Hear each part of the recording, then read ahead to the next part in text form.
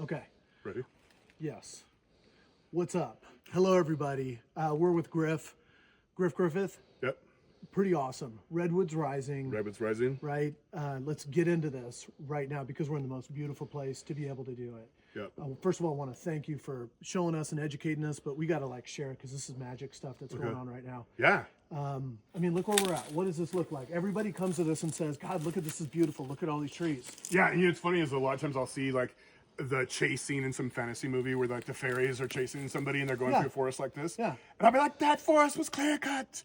It's only 20 or 30 years old. Yeah. There's no fairies there. There's no fairies. There's no fair. This is not fairyland. This is a dog hair thicket. This is what loggers would call a dog hair thicket. So this is after you clear cut, you take down all the trees, and then you aerial seed from a helicopter, and they threw out seeds, usually covered in rodenticides, because they went to squirrels and stuff. So if you survived the clear cut, you died during the replanting, the reseeding. So they seeded this with Doug fir at the time, because Doug fir was worth a lot of money at that time. So they were basically trying to reseed to be able to come and harvest again. Yeah, even though this wasn't originally a Doug fir forest. Yeah. So what we have growing back, a lot of these are spruce and redwoods, but the majority are Doug firs that they planted super thick like this. Just like you pointed around, I mean, you got a spruce sitting over here, you got Doug fir, you even pointed out to a tan oak, which is sudden oak death, spreader, and all these other things. And but this is the reality that we live in now. So show us some of these, these amazing, not just paintings. Gary but Bloomfield. Yeah, who's Gary Bloomfield? Awesome artist who's also a super nature lover. So we logged, and I say we because my family was involved. I'm sixth generation Californian like yourself. Welsh, sixth generation like yourself. Kiss me, I'm Welsh. Welsh and Irish here. So we came through and we logged, and you know what happened is there was no protections in place back then, and we just saw trees and we were like, money, and we're broke, and we've been broke for generations. We need some money. And so we went in there and we logged, and there wasn't the internet and stuff like that, so we didn't realize everybody else was logging like that too. So we just thought it was in our little area. But pretty soon our clear cuts grew into their clear cuts, and we realized it wasn't just our little area. We clear cut 95% of the old growth forest, the redwood forest, over 95%. Great reminder. And so we were just mentioning a minute ago is that the coastal redwood, Sequoia sempervirens, really occupied. I mean, there's some stuff down in the Santa Cruz area, all the far the southern reach of it, but really it didn't go much higher than southern Oregon, is what you said. No, right? just a little bit into southern Oregon. Almost all of it is coastal California, all the way down to Monterey even. And so we clear cut, and now, where are we at now? Because post World War looks II, exactly like what is behind us. Yeah, post World War II, we're like, we got lots of people that know how to fly helicopters, and we got a lot of helicopters. Let's utilize these to replant these forests because it's way cheaper than hiring a bunch of people. So we flew over. We had rodenticide covered seeds, which killed the seed eaters because they thought that was a good idea at the time, good strategy at the time. So none of these people who did this were evil. These are my relatives, my grandfather and my great grandfather. They loved the forest. They just didn't realize, and there was no protections in place. There's no regulations. Yeah. Most of our regulations came after the 80s. Most of the really good ones came after the 90s, and those are protections that helped us stay out of the stream, so we didn't destroy all the salmon and stuff like that. Not mean things. These were But helpful this is things. a classic story of what's called the tragedy of the commons. Yes. What I'm doing isn't causing the biggest harm, but everybody doing it together means that you decimate. We didn't know. Right? Yeah. And so this looks remarkably similar to what we have here. It's the same thing. He might have stood right here and painted that. Yeah. And so talk about what that lacks. So there's people who look at this and they would think, gosh, there's a lot of trees. This is a healthy forest. But as you said, this is going to go up in flames. Most Americans think this is beautiful because this is what they've seen on TV and the movies when you're showing the magical fairyland. Yeah. This is what they see. So we've been programmed to think this is what a forest is supposed to look like. No, it's not. Forests have really never looked like this in California. Yeah. The only time you get even after a volcano erupted, it wouldn't grow back like this. Yeah. Because you'd still have patches of wet formed soil first, and so the trees would get big there. So you'd have you'd have a mosaic. Here it's just a monoculture. It's just a tree plantation. And so as you said, this is there's no sun that's getting to the ground here. Yeah. So we have no diversity. Even though we've had a wet year, we have no green down here. Just like in this, the streams have been covered up. There's roads still eroding old timber cut roads. And the reason why that this matters, is a dead zone. yeah, and the reason why the road thing matters so much here, because Redwood Rising, we take out miles and miles of inaccessible and failing logging roads, and a lot of people are like, "Well, can we reuse them?" We do reuse some, but most of them were built so hurriedly that they weren't meant to last any longer than the logging operation. And so those are now eroding, and here it's worse. A lot of people are like, "Well, erosion's not that bad." This is all old ocean floor. So this loves to erode. It's like sand, Gotcha. if you go down deep enough. So this will bury our creeks. And in this area, anybody who lives in this area knows that commercial fishing used to be a big deal for us. I worked on a fishing boat in Alaska because I didn't want to be the first generation of my family to not work on a commercial fishing boat. I didn't want that, so I was like, I'm going to go do it. And my nephews didn't. Challenge. So anyways, I couldn't do it in California because there wasn't enough fish to fish. Yeah. We haven't even had a commercial fisheries in. Well, like you say, is that people? That's another part of it. Is that some of the same people who were doing the logging and were fishing and doing all this other work, they didn't know that they were killing their own passions, right? A lot of them didn't even understand the salmon life cycle. And so what do we do? So now what you just talk to us about Redwoods Rising. What's the partnership? So it's Redwood National Park. Well, it's national parks, state parks, and Save the Redwood League. And so what we're doing is we're trying to daylight the streams that were buried so we can get salmon back in there, because all the salmon are listed in this area. And we want our grandkids to work on fishing boats. We don't want long lines of fishermen to be the last fishermen in their family, or fisherwomen in their family. We want our so we might have to skip a generation or two, but we want a fishing economy back on the North Coast. And we're not going to do that unless we unbury their spawning, unless we take down the dams. The dams that aren't doing us any good, like the ones on Klamath that we took down. And we need to daylight these streams and fix these roads, these inaccessible abandoned roads, so they stop landsliding and burying our fish spawning grounds. Which is starting here. This is where we're at. So this is what Redwood Rising is doing. So in some places we do plant trees because they just they cut down all the redwoods and they reseeded with Doug fir. So I did this with my crew in the California Conservation Corps in the area, which is now Redwoods Rising. That partnership is only 5 years old, but they've been working on these watersheds for far longer, some of them. And so then most of the people who are doing the restoration work were loggers, are loggers, or their parents and grandparents were loggers. So most of the ones that are doing the work are loggers. So they come out and they help us thin out, but they also work for timber companies around here. So it's become this really good filler job because we've lost so many of our logging jobs. So now we have this restoration economy. We have things that people can do in the off season sometimes. We have, if there's not enough logging jobs in the extraction, like the timber companies, they can come here and do restoration. And I see that becoming more and more of a thing on the North Coast, is having a restoration generation that unburies the creeks and thins out these forests so that we can have a robust logging economy again. Restoration generation. A restoration. Generation of restorationists, you said. Yeah. And this is a really good point, because everyone talks about the jobs that were lost. Either the jobs that were lost because they talk about spotted owl and other listings and Clean Water Act and all these things that stopped timber for a large degree, but really stopped clear cutting.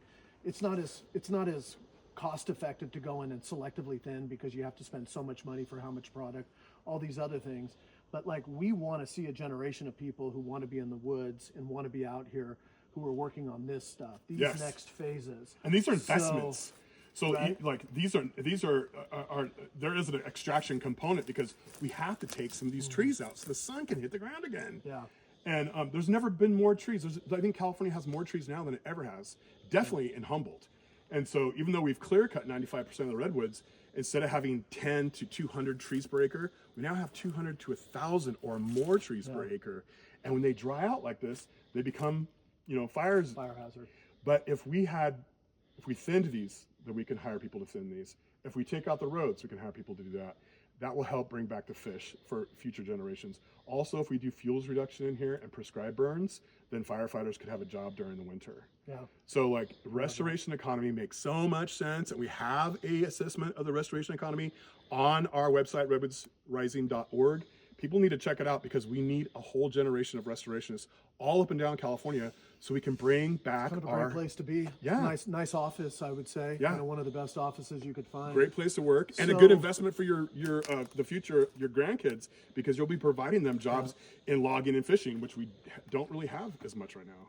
So back here, they also used the creeks and the streams and the rivers to move the logs because that was the most effective way, or everything rolled down and they pulled them out. So when you talk about uncovering streams, you're talking about like this. I mean, you gotta plant, you gotta harvest, but this water needs to run, and it needs to be not buried under 5 tons of brush. But when you get over here, what we're talking about, it's funny because it almost seems to me like the major work is right here, and in this area, it's actually nature is starting to do its thing and come back. Is that correct? Yeah, it might take, because how much intervention do we need to be a part of right now? Why don't, as you said earlier, why don't we just let it all go and come back the way it should? I love that way of thinking, like wilderness people. Yeah. Love you, wilderness people. Preservation. Wilderness Act is probably the most important thing we have to protect old growth areas and stuff. However, we have to be involved, stewarding the land forever, just like it always has been. So humans have been stewarding California since the Ice Age. Yeah. So like and there's always been fires in California. So when people first came here, they saw the pyrophilic plants, the plants that don't open up until there's a burn. And they saw that like, oh, there's a fire here 5 years ago, and that's where we're getting our medicinal plants. There's a fire here 2 years ago, that's where we're getting our basket plant. There's a fire here last year, and that's where all the elk are going. So they realized that using fire as a gardening tool was the way to go. And so they did that for thousands of years. And then when my folks came here, we interrupted that because we're looking for gold and we're trying to make money quick. You know, we were poor, won't make excuses for them, but they stopped that natural gardening that had gone on for thousands and thousands of years. And what we have today is a manifestation of stopping that and then moving on to a total extraction economy without thinking about the next generation. Yeah. So what we need to do now is think about the next generation. So we come through here once, we unbury these creeks. We use some of the logs that we cut down as salmon habitat restoration. We'll probably have to come in here again, but we should always think that we're never gonna leave this. We're never gonna leave our land alone. We have to protect it from fire by doing frequent prescribed fires, just like the Native Americans did. Yes. Other areas that we need to be. And then if you do it right, like the crazy thing is that what we see right now, which is still this barren area back here, now you're opening it out, now light comes down, now water moves through. And what you see back here again is you see it turns green, right? Like, so this isn't just a graphical representation. This is actually based upon forest ecology. So back here, you get your ferns up, right? You get all your other things moving. You have animal species. As you said, we're sitting here, but we don't hear any birds, right? Yeah. So, and this is entirely a second growth forest. You said how many acres are you all targeting for this multi-generation work right now? So we're gonna do 70,000 acres. Hopefully we'll get it all done in 30 years. We've been at it longer than 5 years, but as Redwood Rising, we've been at it for 5 years.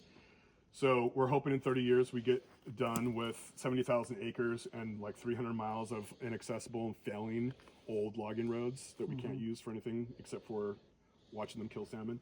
Yeah. So it's going to take 30 years for that, probably, for us to get done. If the current funding stays the same, you know, there's a lot of those kinds of things happening. Or a fire might come through and burn all this down, so then we'll have to, you know, start over and do something different, you know. So, but hopefully 30 years will be done. So, last painting over here. You got your big, you're not just on you got your charismatic megafaunas that people like to talk about and things. You got your bears, your elk. But this is really maturity, right? So, and it's a great reminder for us that it's all the time same place. here is limited, right? So, once again, we came in and so quickly we decimated everything. And it's not quick to return it, but if we aren't involved in the solution, then we are failing the endangered species here. Like if we want to just wait for 200 years for it to right itself, then we are failing the present. Yeah.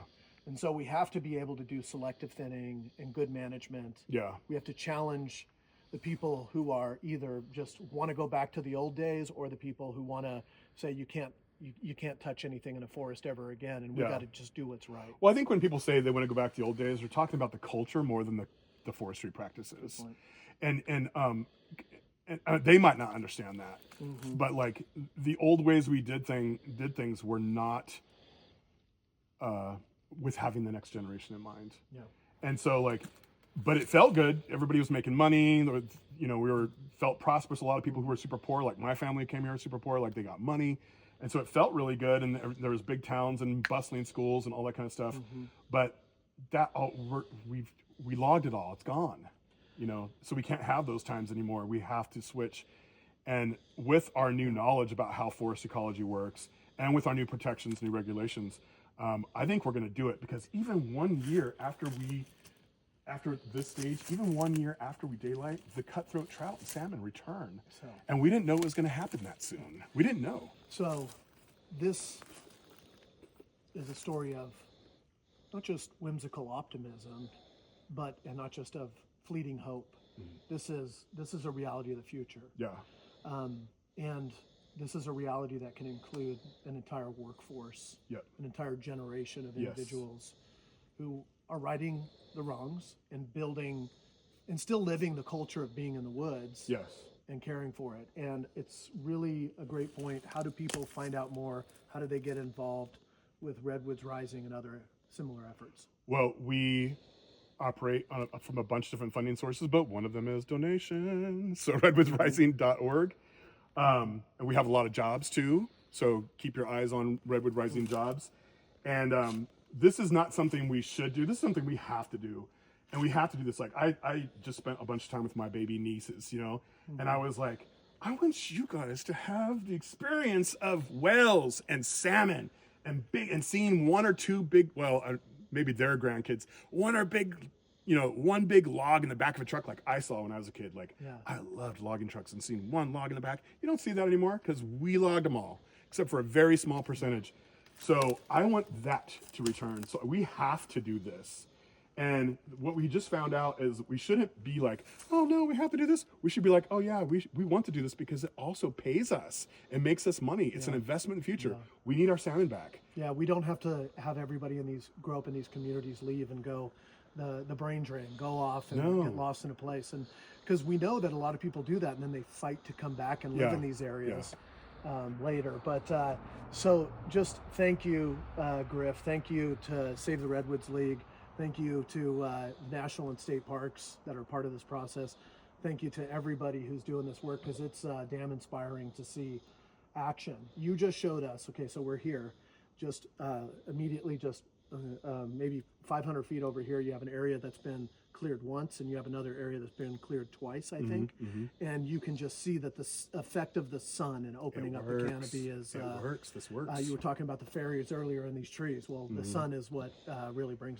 The water and sun is what makes it happen. Yeah, and sometimes people ask me like, "Do you ever see Bigfoot?" And I was like, "No, no one sees Bigfoot since we cut down the redwoods. Like all the Bigfoot habitat is gone." Well, let's bring him back. If you want nothing else, you want Bigfoot back, right?